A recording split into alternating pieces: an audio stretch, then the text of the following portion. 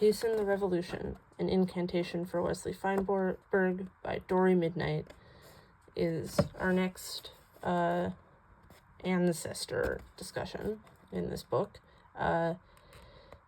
If you've heard the name Dory Midnight, yes, we will come back to that.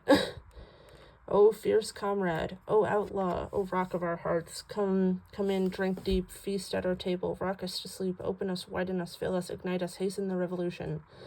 O lover, O fighter, O mountain, O mover, blessed be your black t-shirt, your buckles, your weather straps, blessed be your fist raised in struggle and clenched in pleasure, blessed be the lush poetics of your revolutionary devotion, hasten the revolution. O sick one, O generous worker, O butch of our dreams, blessed be your call to action, insistence in your flames, blessed be your passion, a deep love born from pain, blessed be your words, your light, your tears, your heart, your breath, blessed be your bones, your body, your rage, your life, your death, blessed be your memory, a bright legacy of resistance, and blessed be your last words spoken, an incantation to guide us, hasten the revolution, hasten the revolution, hasten the revolution. Like all those who came before us, eternally lit by persistent and deviant desire, we wait in the sukkah, palms open, eyes closed. We sit at the table as an altar, place our offerings upon it, wine, water, flame, braid, watermelon, spoons, keys, an empty bowl to pray, a prayer for revolution, hasten the revolution. Oh my people, trust this when we draw our lease over our heads at dusk, when we invoke the undying light of our ancestors, we sing, come, beautiful comrades, come, hasten the revolution. So, like I said, this is a pretty typical Dory Midnight sort of thing. If you go to their website, the first thing you'll see is community-based intuitive healing. They are very much a woo-woo type of person, very much a Jill Hammer. I believe that they were mentored by Jill Hammer type of person, very much a Kohenet Hebrew Priestess Institute, and you can see that in the strange reinterpretation of Jewish belief that appears in this poem. Wine, water, flame, watermelon, spoons, keys, empty bowl. Most of these things are not things you traditionally have in a sukkah, but a couple of them are. And the way that it's phrased is very contradictory to the way that it would be phrased in a more standard Jewish discussion of sukkah preparations.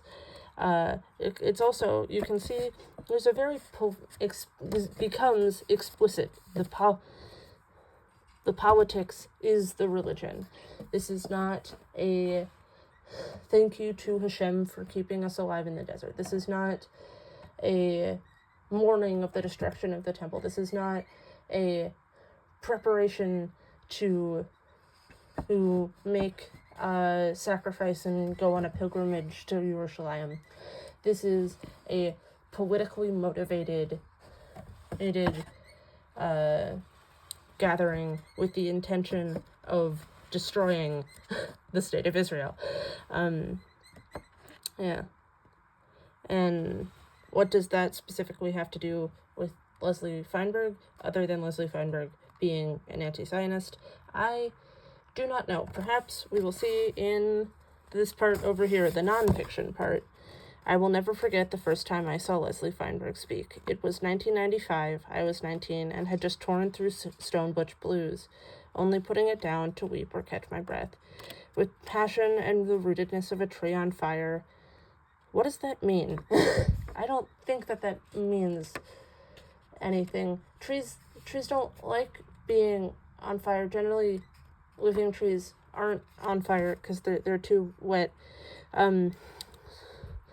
Z spoke about queer and trans liberation from anti-imperialist, anti-colonial position, about bodies and sites and sex as a site of resistance, about femmes and class struggle, about solidarity and love. Sat in the third row and furiously wrote down notes in my journal. Book as a flag, a call to action, queer liberation in our bodies now. Everything is connected. Israeli apartheid silencing the AIDS crisis and local and global wars. That sounds like Zog, and that sounds like Deadly Exchange Theory, and that sounds like the centuries-old conspiratorial belief that Jews control the world and are the reason that it is bad. After that talk, I approached Tyr to say thank you, tears streaming down my face. Z took one of my hands and hers and placed her other hand on my shoulder, looking me directly in my eyes, and I felt like I was in the presence of a holy one, a radical, a revolutionary, mind-blowing brilliance, trans face of the divine. That's, like, just idolatry, right? That is literally just making a person into an idol. Wesley Feinberg was an anti-racist, white... Wesley Feinberg self-identified as white, but let's be real. Jews, not white. Working class, Jewish trans thinker, writer, and activist. He's the author of Stone Butch Blues, Transgender Warriors, Trans Liberation, Beyond Pink and Blue. Her commitment to and relentless fight for justice was rooted in her own experience of violence and oppression under the capitalist heteropatriarchy, and her hearty solidarity with all movements against imperialism and settler colonialism. Feinberg was a fierce anti-Zionist, active in organizing for Palestinian solidarity since the 70s. That is one of the things that I want to point out in this book. A number of the contributors to this book are older. The first person was, I believe, born in the 70s. This person was 19 in 1994, and their focus is on this earlier, very USSR-driven, sort of Black Panthers-y, second wave feminist-y, Stonewall riots-y type of revolutionary politic, and a lot of that I think is misplaced nostalgia, but it is also important to say that these things have been set up for much longer. It's not just young non-binary people who are protesting for Palestine, even though they'd be thrown off a building in Palestine. It's not just young POC native people who are protesting for Palestine because they think it's an anti-colonial liberation movement. We are seeing the results of a decades-long concerted effort to delegitimize the state of Israel in the minds of social progressives and revolutionaries. Yeah. Okay, Feinberg said, I was born into a Jewish family of factory workers 1 year after Al-Nakba. I am with Palestinian revolution in every breath in my body, every muscle, every sinew. I don't know if this is directly meant to mean this, but something about the way that they talk about Wesley Feinberg being a working class Jew seems like it's putting in this anti-Semitic idea that all Israelis are wealthy elites who are oppressing not just Palestinians, but also non-wealthy Jews. One of the things that I've seen, which is actually relevant to one of the publishers of this book, Pushcart Judaica, is a lot of people will act like it's evil capitalism that and support for imperialism and the fault of wealthy Jews, that most affordable Judaica comes from Israel. Yeah. Wesley Feinberg became an ancestor on November 15th, 2014 from complications from multiple tick-borne co-infections and a lack of access to medical care after decades of illness. She died at home with her partner and spouse of 22 years, Minnie Bruce Pratt, at her side. Her last words were, "Remember me as a revolutionary communist. Hasten the revolution."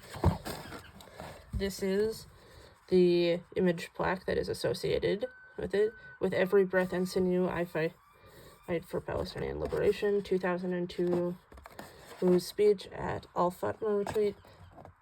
Al-Fatma is a LGBT Palestinian liberation organization that is in conflict with Fatah and the PLO, which is interesting.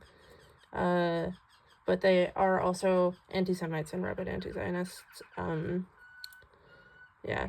I kind of have similar feelings about Wesley Feinberg that I do to Shotzi Weisberg, because there are useful and important things that Leslie did, and if anyone actually watches this video, then there's probably someone watching this video who has been in some way affected by the ideas presented in the books that they wrote. But it's also really, I can imagine how it would be really disheartening for LGBT Zionists to have to confront the fact that a lot of the great queer Jewish leaders are also people who hate Israelis and hate themselves and hate Jewish culture, and would prefer to fight imperialism by being part of a Islamic imperialist movement to remove indigenous people from their homeland.